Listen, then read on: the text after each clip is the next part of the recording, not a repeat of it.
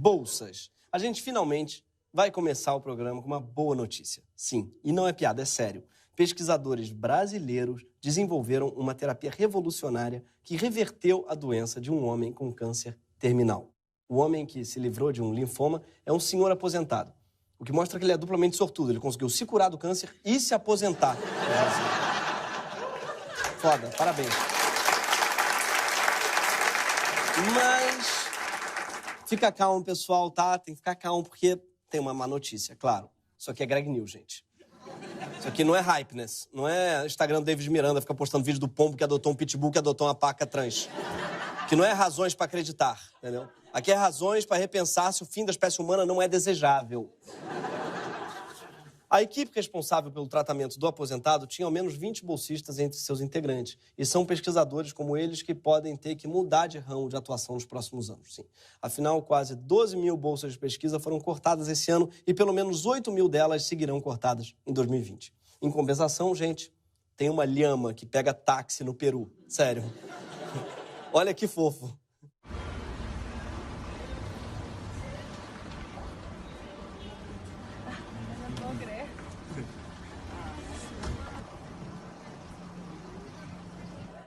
Como é que ela consegue acenar pro... Ah, não. Ela não acena. Ela lhe ama o táxi.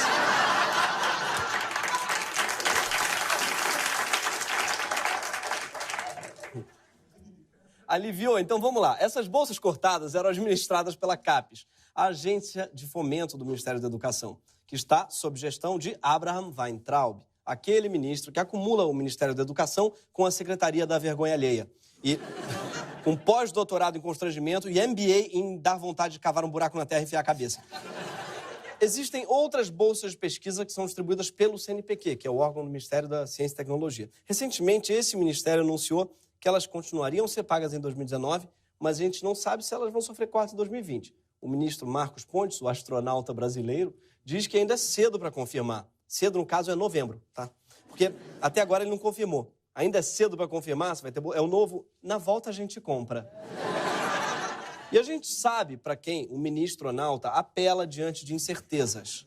Da parte de bolsas do CNPq, para fazer o pagamento do mês de setembro, ou seja, para pagar agora em outubro, nós tínhamos o orçamento, não tínhamos o limite. Dependíamos da economia aprovar o limite, ela aprovou agora na sexta-feira, então está tudo tranquilo para o pagamento deste mês. Para os outros meses, ainda dependemos da economia, mas se Deus quiser, tudo vai dar certo, a economia vai nos ajudar.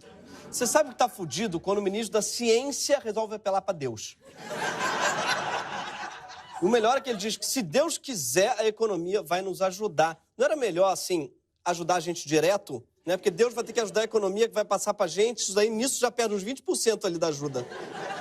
E o esclarecimento, tá? Quando ele se refere à economia, ele não está se referindo às finanças do país de modo geral, mas ao Ministério da Economia, que era Ministério da Fazenda e trocou de nome no governo Bolsonaro. Sim, assim como Andressa Urach e Tel Becker, o Ministério da Economia é ex-Fazenda. E talvez por isso só faz sucesso na Record. E sim, Paulo Guedes, que é o Mion dessa fazenda, ele está atravancando a liberação de recursos para a ciência brasileira, que está cada vez mais parecida com uma roça. E como é que ele está atravancando? Ele está forçando o contingenciamento de verbas para a educação, o que afeta principalmente as chamadas despesas não obrigatórias, que vão desde o material necessário para fazer pesquisa até o papel higiênico, que de fato é não obrigatório para o Flávio Bolsonaro. O contingenciamento também levou a outra consequência grave, o corte de bolsas de pesquisa. E depois, voltando com algumas, e não voltando com outras. E não bastassem as bolsas cortadas, isso gera, claro, incertezas para todo mundo. Inclusive para quem, no final das contas, segue com a sua bolsa. Porque ninguém, hoje, no Brasil, sabe com certeza se vai ter o que comer no que vem. Isso já basta para que muita gente desista de fazer ciência. Não dá para trabalhar com ciência, nem com nada, sem alguma segurança financeira. Newton tinha que estar com as contas pagas, para ficar refletindo debaixo de uma macieira. Alguém tinha que estar pagando os boletos de Benjamin Franklin, para ele ficar soltando pipa com uma chave, né? Sem dinheiro, os irmãos Wright não teriam inventado o avião. Até porque não inventaram. Vem aí Santos Dumont, programa da HBO, já já. A desculpa de Paulo Guedes de que não tem dinheiro não cola. Desde que nosso mestre dos magos pediu um crédito suplementar de 248 bilhões para o Congresso, né, ele foi atendido. O Congresso liberou, sim, mas com uma condição de destinar uma parte pequena desse valor, 330 milhões de reais, para o CNPq. Mas, até setembro, ele ainda não tinha cumprido o acordo. E quem tentou explicar para a Globo o que tinha acontecido foi o ministro astronauta. Então, a discussão é sempre em torno disso, né, o que é prioridade, o que não é. E isso está sempre a cargo, né, do pessoal técnico, né, na economia. Eu tenho já falado com eles há algum tempo, falado também com o Paulo Guedes, e sempre existe essa questão, né? Eu vou tirar da onde? Olha, Marcos Pontes, o Congresso disse de onde tirar, do crédito suplementar. Mas eu, particularmente, acho que você tinha que tirar do custo do seu salário. Afinal, quando você quer ganhar dinheiro, você vende até travesseiro da NASA. Aliás, travesseiro da NASA? Você não acha estranho a NASA vender travesseiro e usar a cara do nosso astronauta? NASA? Are you sure? Então, se você reparar, tem letras bem pequenas no rótulo do travesseiro do Marcos Pontes que especificam que NASA, no caso, é sigla para Nobre e Autêntico Suporte Anatômico. Sim. Meu Deus, que cara de pau. Isso é verdade, gente. Isso é tipo dizer que eu me formei na USP, Universidade da Sacanagem e Putaria, né? Outra. Meu Deus, esse é o nosso ministro da Ciência e Tecnologia, abraçadinho com um travesseiro que nem da NASA é. Em julho, o CNPq teve de suspender os editais de novas bolsas e todo pesquisador brasileiro começou a ficar desesperado. Paulo Guedes ficou meses analisando a liberação do crédito, que poderia resolver o problema, e só soltou a grana em setembro. Sim, enquanto Paulo Guedes pensava se ia ou não liberar os mais de 300 milhões de reais que o Congresso já tinha dito para ele liberar, foram meses de total incerteza para o cientista. Não bastasse ele não saber nem se o gato dentro da caixa está morto ou está vivo. Porque isso é a incerteza de cientista em geral. Abre a caixa para descobrir logo, Schrödinger. Ou Luísa Mel ia ficar puta com Schrödinger. Fica botando gato dentro da caixa, não sabe se está morto. Põe a comida pelo menos. O problema é que, quando a gente fala do corte em bolsas no Brasil, você talvez pense num monte de universitário rico com menos dinheiro para gastar em litrão e sinuca. Ah, não tem dinheiro esse mês, universitário? Troca a Serra Malte pela Itaipava. Ou... Só que não é isso, o buraco é bem mais embaixo. Eu estou falando de Bavária. De glacial. Não, muito abaixo disso. O problema todo foi que algum dia alguém resolveu chamar de bolsa o valor baixíssimo que o governo paga para quem faz ciência no Brasil. Porque bolsa lembra aquele desconto no curso de inglês, mas na verdade é uma bolsa de estudos, né? Nada mais é do que um salário, em geral, muito baixo, do qual pesquisadores e estudantes dependem para viver e trabalhar. A única diferença para um salário normal é que bolsista não paga imposto, assim como também não tem nenhum direito trabalhista, apesar da obrigação de ter, na pós-graduação, dedicação exclusiva. Em alguns casos, pode-se ter um trabalho extra, desde que restrito a ensino e pesquisa, e só com autorização do orientador. Ser bolsista é um trabalho que demanda tempo e energia. Você tem que ter um planejamento de seus experimentos, mas em média, eu chego aqui mais 9, vou embora mais 6, mas depende do que você vai fazer no dia. Se for um experimento muito longo, por exemplo, tem experimentos que você tem que ficar de hora em hora vendo o crescimento do seu micro-organismo, que é o nosso caso que a gente faz muito aqui. Depende, uma curva dura 8 horas, fora o tempo de preparo antes e depois o final, né? Então, tem dias que você fica 10 horas no laboratório. Já cheguei a ficar, 12 horas dentro do laboratório. 12 horas esperando o crescimento de um micro-organismo. Parece aquele vídeo do Dória. 12 horas. Tem que desistir, gente. Depois de 12 horas... não vai mais reagir. Desiste. Mas os pesquisadores não desistem. Ao contrário do Dória, eles dão duro. E o trabalho deles dá muito resultado. Eu vou só contar alguns mais recentes. Você sabia que quem lidera o ranking de depósito de patentes no Brasil são as universidades? Não são as empresas. São as universidades públicas que mais produzem inovação no Brasil. Se o Brasil ganhar dinheiro com patente, não agradeça ao Deus mercado, mas à Federal da Paraíba. Outro exemplo de resultados de excelência. Uma pesquisa liderada por brasileiros descobriu que um hormônio que pode reverter a perda de memória causada pelo mal de Alzheimer. Sim, foram brasileiros que descobriram isso. E não é fácil estudar no Brasil, como prova aquele aluno que mais penou na história desse país. Ele, o menino Charlinho. A escola pública mais perto daqui fica há quanto tempo, Charlinho? A uns 1.200 quilômetros, né? Você vai da escola a pé? A pé, né? Digo bora, né? Digo bora. Olha aí, gente, o Charlinho vem chegando, é uma imagem realmente comovente, mas é um garoto que não poupa esforço para estudar, olha aí. Ele só quer estudar. Olha aí. O que foi isso aí no dedo, rapaz? Piranha, tem muita piranha no rio aí, né? Aí deram uma mordicada aqui no meu dedo. Mas a vontade de estudar ainda é maior. Maior. Eu gosto de estudar. Você gosta de estudar? Eu gosto de estudar. Você gosta mais de batata ou de estudar? Eu gosto mais de batata e gosto mais de estudar também. Somos 200 milhões de Charlinhos. Pensar que ele é interpretado pelo mesmo ator que faz o Bossa, né? Acho tão versátil. Quando tudo que ele precisa, curiosamente, é de uma bolsa de estudos, no caso. Desculpem por essa piada. A desculpa mesmo de que a gente precisa fazer os cortes por causa da crise não cola. Primeiro, porque, como a gente já disse, o Congresso aprovou a liberação de recursos mais do que suficiente para conter o problema. Segundo, porque todos os países desenvolvidos, quando estão em crise, investem mais em ciência e tecnologia. Porque é um consenso universal de que ciência não é gasto, é investimento. Nas universidades americanas, que são privadas, 60% dos recursos vêm do governo. Na Europa, 77%. Um estudo internacional revela que cada dólar investido em pesquisa científica de um país possui um retorno de 3 a 8 vezes o valor investido. Ciência, sim, é a verdadeira Bitcoin. Bitcoin, que era o Bacurau de 2017. Era só o que se falava. Já comprou Bitcoin? Já comprou Bitcoin? Inclusive, não é de hoje que a ciência brasileira contribui para o mundo. O primeiro soro para tratar diferentes picadas de cobras foi desenvolvido por um brasileiro, Vital Brasil. Avô de David e Inês, né? Neto do pau. Foi um médico brasileiro... Desculpa. Foi um médico brasileiro, Carlos Chagas, quem identificou pela primeira vez no mundo o ciclo completo de uma moléstia tropical, a doença de Chagas. O que permitiu que ela fosse combatida. Deve ser foda ser médico, né? Porque a doença fica com o teu nome depois. É uma homenagem de merda. O certo seria o médico dar o nome de doença porque ele odeia. Eu queria que chamasse mal de Weintraub. Essa é venérea, com certeza. Outra descoberta brasileira foi a insulina humana, assim como a bradicinina, que é um vasodilatador super importante também. É tipo um poppers que serve para outras coisas além de dar o cu. Mas como os bolsistas, eles não têm 13º, nem férias, nem qualquer outro benefício trabalhista, e como esse período não conta para a previdência deles, muitos são obrigados a fazer bicos. A cobrança por resultados, a pressão social e a falta de reconhecimento são tão grandes que os índices de depressão entre estudantes de pós-graduação são muito maiores do que no resto da população. Um estudo revelou que doutorandos são 6 vezes mais propensos a desenvolverem ansiedade ou depressão. O doutorado é tipo um grande Greg News.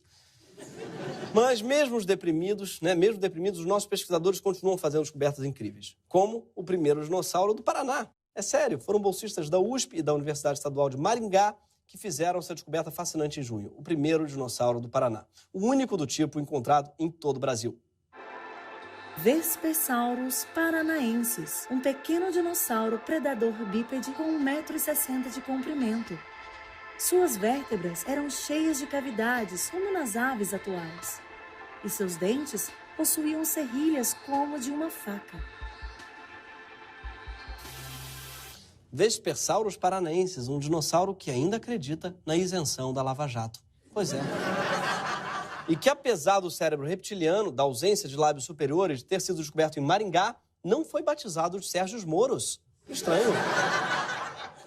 Para que uma descoberta desse porte seja feita, colocando o Brasil num lugar de destaque na lista dos grandes feitos da ciência em 2019, 10 pesquisadores tiveram de passar boa parte de suas vidas ganhando entre R$ 1.500 e R$ 2.200. Sim, são esses os valores das bolsas pós-graduação no Brasil, que não são reajustados desde 2013, ao contrário da inflação, que acumulou 45% no mesmo período. Além dessas, há ainda as bolsas pós-doutorado, que são cerca de R$ 4.100, e as bolsas que são dadas para estudantes com o melhor rendimento da graduação no ensino médio, de R$ 400 e R$ 100. Para ter uma bolsa dessas, o estudante precisa ter um desempenho acadêmico excelente, com a bolsa dada aos melhores alunos do país que se destacam na Olimpíada de Matemática. A Olimpíada de Matemática é organizada pelo INPA, o Instituto de Matemática Pura e Aplicada, e envolve escolas públicas de quase todas as cidades do país. Ela distribui por ano 6.000 bolsas de R$ 100 aos medalhistas. R$ 100 é mais ou menos uns $25, tá? Para o Eduardo Bolsonaro entender isso. Isso é 40 vezes menos que o valor do seu almoço em Washington, Eduardo, tá?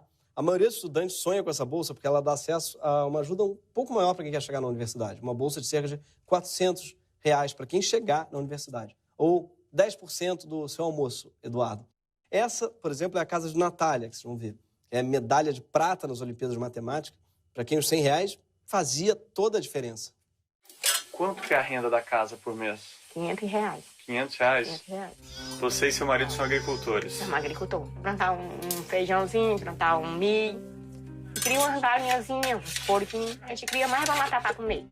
O Charlinho na vida real não tem a menor graça. É muito mais deprimente. E é isso que dá botar o Bolsa no Ministério da Educação. Cortar bolsas faz com que só os ricos possam se dedicar aos estudos. Assim, né? Só ia estudar rico. Imagina que merda. A gente já viu que a Betina não sabe nem fazer conta. Imagina a ciência no Brasil depender do Thor Batista. Desenvolvimento de whey, amigo. Vai ser assim, cavalar. Cada energético que vai surgir, mas também só isso. A universidade, elas vinha se tornando cada vez mais acessível a pessoas pobres, a pessoas negras, a indígenas, a portadores de deficiência. Sim, com os últimos anos, né, a faculdade virou rodoviária. Com os cortes, as universidades voltaram a ser um espaço de gente branca, rica e padronizada. Ou seja, uma grande novela da Globo passar na Bahia, sabe? Em setembro, o ministro Marcos Pontes conseguiu remanejar 82 milhões para pagar suas bolsas e o MEC reverteu o cancelamento de cerca de 3 mil bolsas. Em outubro, retomou outras 679. E apesar de 8 mil bolsas continuarem cortadas, é claro que o ministro da Educação, né, o Weintraub, ele fez parecer que ele estava dando novas bolsas e não apenas recuperando uma pequena parte das bolsas que tinham sido extintas. E quer cortar gastos e procurar eficiência? Então começa cortando essa segunda câmera aí, fica do teu lado, que não serve pra porra nenhuma, ó. Nós já liberamos 3.861 bolsas. A gente conseguiu buscar mais resultado para complementar o que a gente havia feito no começo do mês. 679 bolsas a mais. O cara é tão narcisista que ele acha que a gente quer ver o rosto deles 2 ângulos diferentes. Mas tem outras formas de cortar gastos. Por exemplo, que tal cortar o uso indevido de dinheiro público que muitos parlamentares fazem? Sim, você consegue ter acesso a esses gastos. Sabe como? Usando um aplicativo que foi desenvolvido por um bolsista do Rio Grande do Norte, o Railan. A gente pode saber o quanto o deputado pediu de reembolso. A gente pode, ano a ano, né, a gente pode saber isso. A gente pode saber com quais empresas ele está fazendo esses pedidos de reembolso. A gente pode saber o tipo de gasto, né? Se ele está gastando com passagem aérea, se ele está gastando com desenvolvimento pessoal, né? Com curso, se é com combustível. Então, toda essa informação está ali resumida. Sim, graças a esse app você pode saber quanto o delegado Valdir gasta com um pó Laramine, por exemplo. Sim, porque ele tem uma alergia danada, que tem, enfim, o carpete do Congresso, é um negócio que realmente complica a pessoa. O orçamento total do CAPES, antes do corte de bolsas, era de cerca de 2 bilhões de reais. Para vocês terem uma ideia, só em auxílio moradia para juiz, o governo federal gasta metade desse valor. Só que os juízes são espertos e chamam isso de auxílio ao invés de bolsa, que parece algo bem mais humilde, né? Um auxílio, uma ajudinha. Eu podia estar roubando, eu podia estar matando. Tô aqui só pedindo uma ajuda para comprar uma Armani, né? Viajar de executiva. Só uma ajudinha para reformar, pagar o porcelanato da minha mansão Lago Norte. Só isso, gente, tá? Aliás, sabe quem teve bolsa? Paulo Guedes. Sim, o ministro da Economia estudou ao longo de 4 anos em Chicago, nos Estados Unidos, com uma bolsa do CNPq, que agora ele está cortando. O que faz a gente pensar, e se essa política de corte não for realmente estratégica? Se esse papo de privilegiar a educação básica for só uma cortina de fumaça para encobrir o verdadeiro assunto aqui, que é o fato do Paulo Guedes ter sido beneficiado por bolsas na sua formação e nunca ter produzido nada de valor acadêmico, nada relevante. E agora que ele está com a chave do cofre, Guedes não quer que mais ninguém tenha a oportunidade de fazer o que ele não fez. É tipo se o cigano Igor quisesse cancelar as novelas para todo mundo. Entendeu? As bolsas de pesquisa seguem em risco em 2020. O projeto de lei orçamentária do próximo ano, o primeiro desenhado pela gestão de Paulo Guedes, corta pela metade os recursos da CAPES. Mas isso não pode ser só recalque, gente. Tem que ter alguma outra razão para o Paulo Guedes estar trabalhando de forma tão eficiente para sucatear a ciência e o ensino superior no Brasil. E parece ter, conforme mostrado por reportagem investigativa da agência pública, tá? Tem muitos indícios de que Paulo Guedes tem, assim, interesses pessoais, tanto no aumento do ensino à distância, quanto na expansão do ensino superior privado. Essas são as áreas em que ele atuou diretamente como investidor antes de virar ministro. em operações de lucro que são investigadas pelo Ministério Público Federal por várias suspeitas de fraude. Guedes captou, em 2009, 1 bilhão de fundos de pensão. Dinheiro que teria sido repassado às cegas à sua equipe e investido nas suas próprias empresas. Ou seja, o MP diz que Paulo Guedes era, ao mesmo tempo, presidente da empresa Captava Investimentos e conselheiro de investimentos de uma das empresas que receberam os aportes do fundo. Sim, e é esse cara que está gerindo todo o orçamento do Brasil. Mas, em compensação, olha esse vídeo dessa foca namorando o ornitorrinco, gente. Não, nem mostra, nem adiantaria, nem isso adiantaria. Atualmente, parte dos fundos criados por Guedes está no portfólio da Bozano Investimentos. E uma fatia do dinheiro aplicado ali é reinvestido em 8 empresas de educação. Entre elas estão a Ser Educação, tem uma rede de universidades com 150 mil alunos. A NRE, com foco em curso de medicina. E a Que Mágico, que vende soluções para ensino digital e ensino à distância. Esse Que deve ser de Queiroz, não sei. Dá dinheiro para ele, mas mantém a distância. Como se não bastasse, a irmã de Paulo Guedes, Elizabeth Guedes, ocupa a presidência da Associação Nacional das Universidades Particulares. Sim, a irmã. Os caras nem para disfarçar direito, né?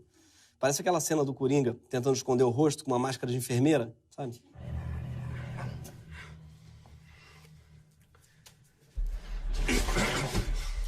Eu adoro que ele só toma susto quando o Coringa tira a máscara. Assim.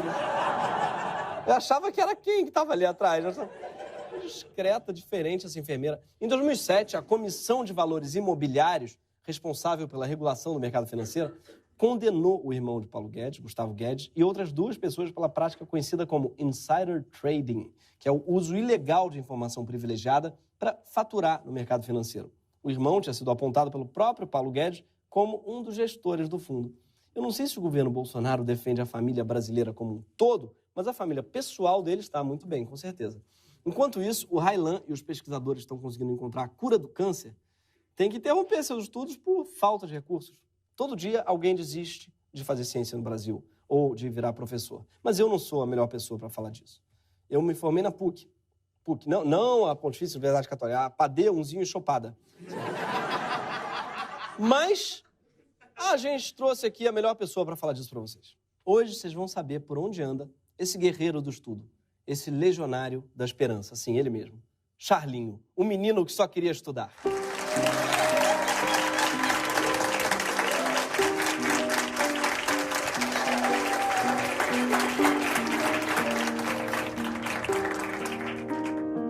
Charlinho, que alegria ter você aqui. Tá tudo bem com você? Tá tudo bem. Tá. Charlinho, parece que finalmente você conseguiu estudar. Eu consegui estudar. Você foi até o ensino médio? Eu fui até o ensino médio, depois eu fiz Enem, depois fiz vestibular, aí depois me formei, aí depois fiz pós-graduação e pós-doutorado. Mentira. Fez o quê? Eu vi que foi em física quântica, é isso? Física quântica. É? Rapaz, onde foi que você fez doutorado, Charlinho? Oxford. Olha! Sabe, então você foi morar na Inglaterra? Não, eu ia todo dia nadando e voltava. Ai, meu Deus, rapaz.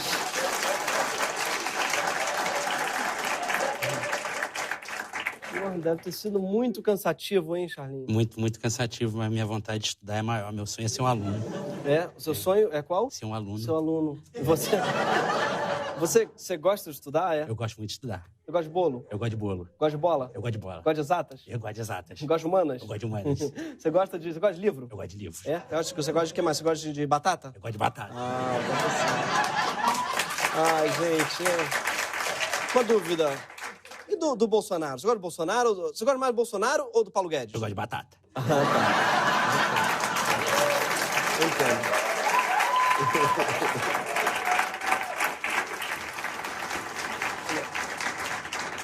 E agora, no caso, você está estudando o quê? Batata. Batata? Mas você gosta tanto de batata que... Eu descobri um estudo que tem uma enzima que cura o câncer na batata. Mentira. Então, rapaz, eu vou deixar você ir, porque você está no meio de uma pesquisa importantíssima. Teve cortes. Ah, é? É, cortaram a verba da pesquisa. Inclusive, eu estou começando hoje no emprego novo, não posso atrasar, não. Ih, rapaz. Charlinho. Ai, meu Deus. Charlinho, você trabalha no Rappi ou trabalha no Uber? Eu trabalho no Rappi e no Uber. Tá, entendi. Você quer uma água? Quer alguma coisa? Não, quero batata. Batata não. Eu vou ficar te devendo, Charlinho. Obrigado, menino guerreiro. Obrigado por vir. Tocantins é pra lá? O Tocantins eu acho que é pra lá, sim. Tá? Vai, menino guerreiro. Esperança no Brasil. Palmas pra ele. Esse foi o Greg News. Toda sexta-feira, às 11 horas da noite, só na HBO. Obrigado, Charlinho. Felipe Torres.